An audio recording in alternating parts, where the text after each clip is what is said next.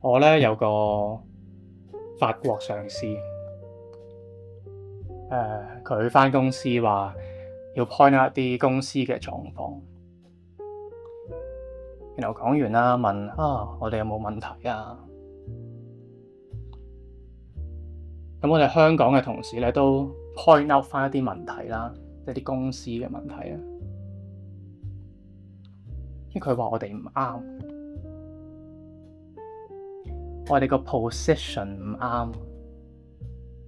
我又提出問題，就變做咗一個創造問題嘅人。佢話要炒我魷魚，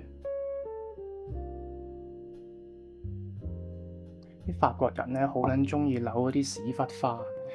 扮晒好似行咗好多規程咁樣，到最後咪一樣。不如你直接炒我魷魚啦，我屌你老母！